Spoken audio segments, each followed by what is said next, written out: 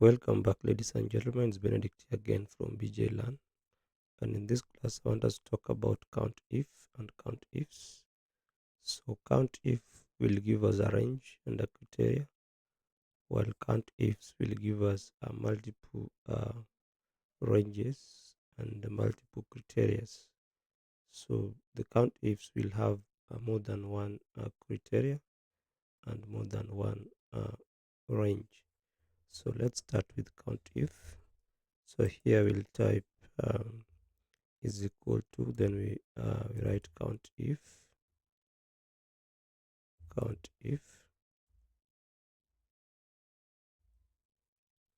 then now we need to give it a range. So a range just a set of an array of values, so the values here are the type of fruit, so we select from A14 to A63, A14 to A62, then we lock up the cells. Then now we need to give it a criteria. So the criteria can be a formula or can be a given cell. So in our case here, we want just the type of fruit. So we'll click here A3. So A3 again, we also need to lock. We need to lock the column by having a dollar sign just before the letter A. Then we close the bracket. Then we enter. Then now we can flash fill the formula downwards. So here we have apple having been sold 7 times within that period, meaning 7 days. To apple was sold, banana was 6 days, and mango was 8 days, and orange was 7, pineapple 7, grapes being 7, and kiwi being 7 days within that period. So let's also do count ifs. So I'll move to this other sheet. So here we want to count the number of times apple appeared to be sold when it was Friday, and then when it was Saturday, and when it was Sunday. So we'll have two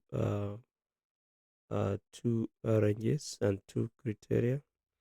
So the first range will be type of fruits, uh, with criteria being the type of fruit.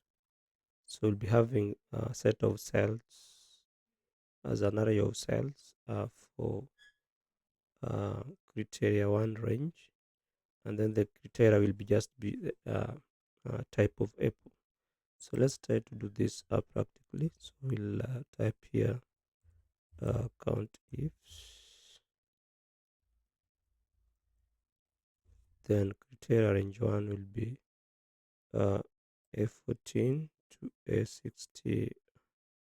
A62, then we lock up the cells, then we do a comma. So the criteria 1 will be type of fruit, then we lock this column by having a dollar sign just before letter A, then comma again. So criteria range 2 will be a weekday, or rather the weekend day. So we'll have D14 to D62. Then we also lock up the cells, and then criteria 2 will be, this cell will be C2 for Saturday, for Friday, that is.